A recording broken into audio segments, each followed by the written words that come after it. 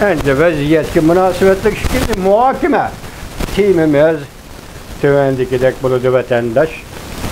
Bunaqa diqqat qilasiz. Bugungi saat 2022 yil 1-oyning 16-kuni.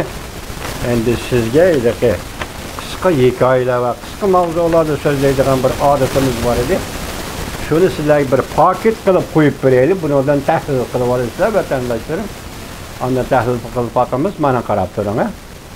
Qisqacha, avval bu torbetini men hozir tanishtiray. Jungo, Xinjiang, Qozog'iston chegarasiga askar to'plashga boshladi. Nazarbayevning ikkinchi kuyovi iste'fo berdi. Afg'onistonda O'zbek talibanlari to'polon ko'tarib, o'lka poytaxtini egalladi. Beijing 2022-yil qishliq olimpik murosimi o'tkazish paytlari yetib kelganda Jungo G'arb lagerining O'rta Osiyodagi tavrash davolg'ishdan foydalanib Xinjiangga qurolli sinib kirishining oldini olish uchun G'arb rayonida harbiy o'rinlashtirishni, harbiy mavjudlikni kuchaytirishga boshladi. Şundayam yana qayta o'qirman bu vatandoshlar. Müşahidagi oxirdan o'qiydi. 2022-yil Beijing qishliq olimpik murosimi o'tkazish paytlari yetib kelganda Jungo G'arb lagerining O'rta Osiyodagi tavrash va davolg'ishdan foydalanib Xinjiangga, yana mustamlik Uyg'uristonga qurolli sinib kirishining oldini olish uchun G'arb rayonida harbiy o'rinlashtirishni, harbiy mavjudlikni kuchaytirishga boshladi. 2022-yil 1-oyning 15-kuni Sasha torbeti.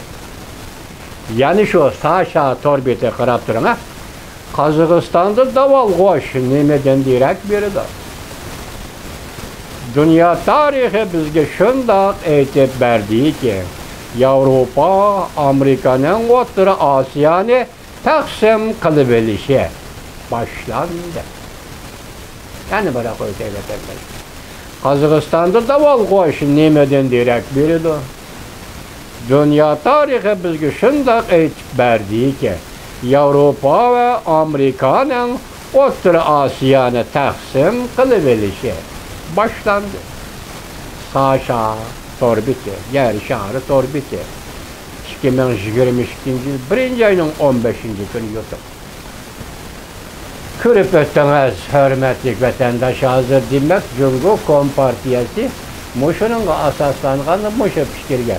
Buni rostligiga kafolat qila olmayman shaxsan. Men yolg'onligiga yolg'on deb kafolat qila olmayman. Chunki bu xabarning kelish manbinadan YouTube'da kelyapti. Sasha TV deydi, Sasha Tori deydi. Sasha degan bu Rossiyalikning ismi. Bu torbeti yaqinda paydo bo'ldi. Masalan, 1-oyning 5-kuni Qozog'istonda qo'zg'olon ko'tarilgan kundan boshlab Sasha torbeti deydigan o'sha torbeti paydo bo'ldi.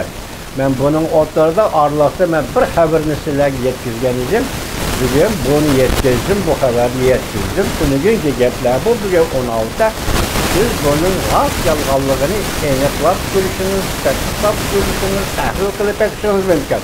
Qanday qilishidan qat'iy nazar, agar yolg'on bo'lsa, yolg'on peti anglab beqin, agar rost bo'lsa, rost peti anglab beqin.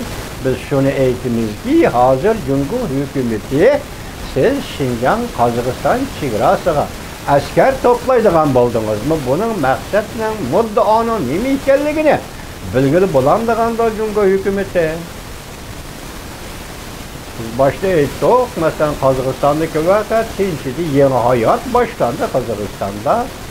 Prezident To'qayev shundoq dedi. 13-kuni yig'in etib televizor nutqi so'zlab shundoq dedi.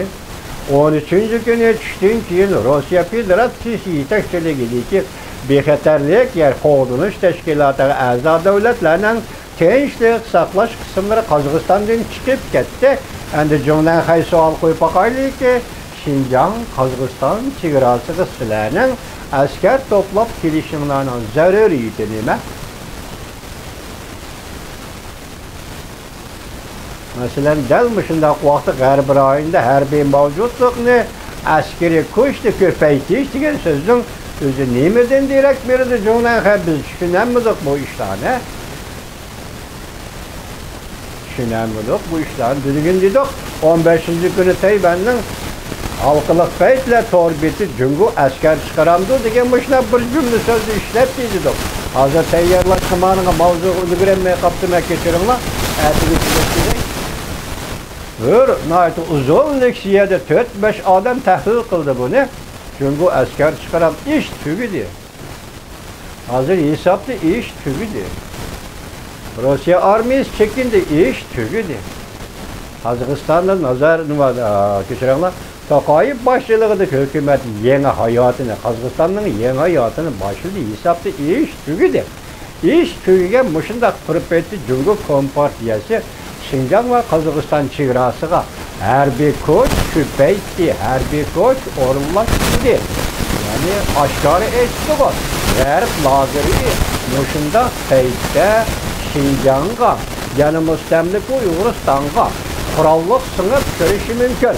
Muşuning oldini erish uchun Jungo hukumati hozir Şinjan ve Qozog'iston chegarasiga askar topladı deydi o yukarı haberde vatandaş. Şunday tushunimizmi buni yoki shunday bir kelib qolgan xabardayimizmi yoki bu yerda Sasha Torbetini men sizlarga tushuntirdim. 1-oyning 5-kunidan boshlab paydo bo'ldi. Mening esimda qolishi shunday. Bu Torbetining 80% xabarining hammasi Jungo parastlik yoki Xitoy parastlik bilan xabar ma'lum qiladigan Torbeti. Lekin hozir buni xabar qilayotgan ma'lumotlar bu yerdan ayt sezgir. Buning uchun Afg'onistonda o'zbek qo'shinlari, o'zbek talibanlari isyon ko'tardi degani rost. Men yaqinda dunyo yengilliklari deb beriladigan o'zbek tilida buni anglagan edim bu xabarni. Bugun buni Xitoycha xabar ya Xitoy tilli xabarga aylantiribdi. Buni Sasha degan kishi, endi uning qo'yilgan Torbetining ismi Sasha, bu O'risning ismi, Rossiyalikning ismi. Qandaq Torbet ishkanligini bilmayman, biroq mavzu shunday qo'yilibdi, xabar shunday buyurilibdi. Xabarda deyildiki, G'arb kuchlari Şinjanga qurolliq singib kirishning oldini olish uchun. Shunga Jungo Kompartiyasi Qozog'iston Şinjan chegarasiga harbiy kuch yetkazdi, harbiy kuch o'rinlashtirdi, bu yerdagi harbiy mavjudlikni saqlamoqchi bo'lyapti. Vatandoshlar, Uyg'urlarim, aqlli Uyg'urlarim. Bizning navbatda qiladigan ishimiz nihoyat og'ir besiqlik bilan. Herkes Xitoyga bahona sabab deb beradigan gap so'zlarga qilib qolmaslik. Nihoyat og'ir besiqlik bilan muomala qiladigan davr emas, hurmatli vatandosh. Aqlli Uyg'urlarim. Ağır besiqlik bilan muomala qiladigan davr. Hozir men buni sizlarga yanama cho'nqurlab tushuntirib bera olmayman, chunki bu harbiy ishlardan xabarim yo'q. Mening tushunganim hozir nima dedi? Qozog'iston Şinjan chegarasiga Jungo Kompartiyasi askariy qismlarni yetkazdi. Buning sababi ostida debdi, G'arb lager mushundaq paytda mushu vaziyatdan foydalanib Şinjanga qurolliq singib kirishi mumkin. Shunmush mumkinlikning oldini olish uchun Jungo Kompartiyasi Şinjan chegarasiga askar to'pladi.